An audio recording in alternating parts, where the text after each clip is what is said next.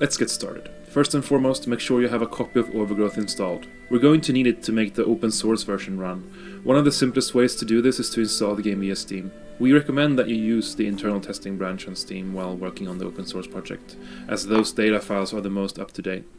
After you verify that you have a copy, figure out where on your drive it's located and make a note of this path.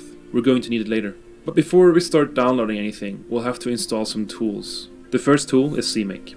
CMake is a meta project tool that we use to support multiple platforms using only one configuration. So that's We'll be using CMake. Wolfire. That was Wolfire. W-O-L Fire. Wolfire. It's not Wallfire, it's Wolfire. They're suing Steam right now. Yeah, the lawsuit, the way I understand it, is started off as a very confusing, whiny document, but the judge let them rework it because there's an actual point if they can prove the Steam employee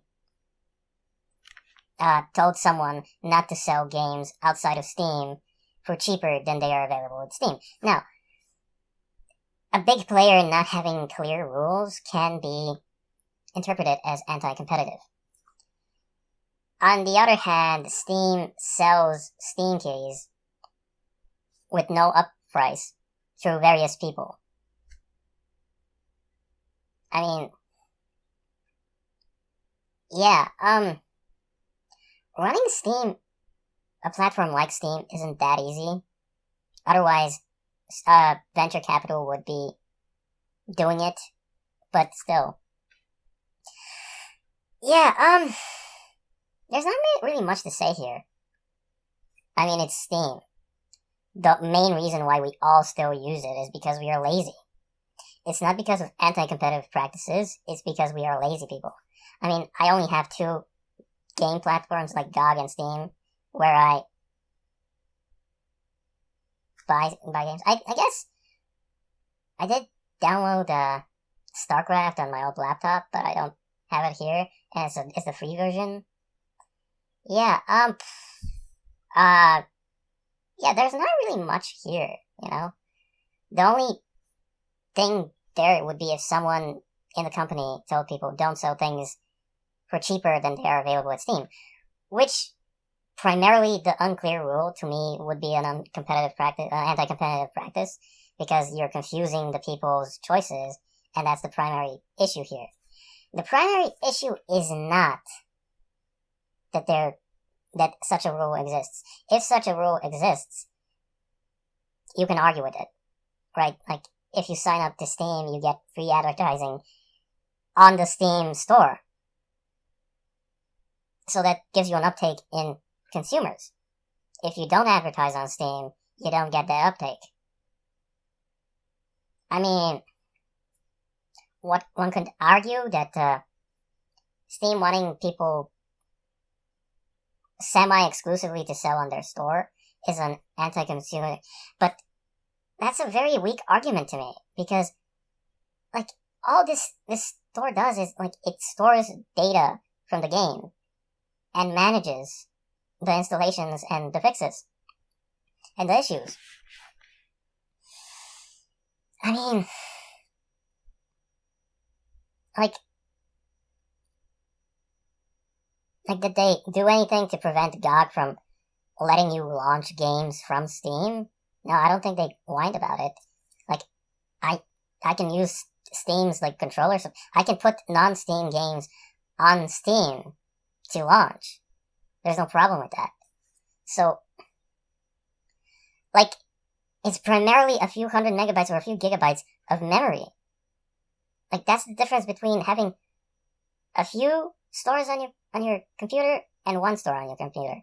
And yeah, a few gigabytes is a bit if you're downloading like stuff like crazy like me, but like at the same time compared to the price of the games, like I just bought a new laptop and I'm worried that in a couple of months I'm gonna need to give it a bigger memory. But and it only supports M.2 memories. But at the same time, solid state memory isn't that expensive compared to the games. Like, I just saw like a 2 terabyte Evo 970 Plus M.2 available at the store where I usually go to buy mouse stuff or get my fixes or get my updates. But like seriously, there's not really much to say here. It's kind of dumb. Like, it's people whining because Steam is popular, not because Steam did anything. Like, I don't get it. They still have videos on explaining how to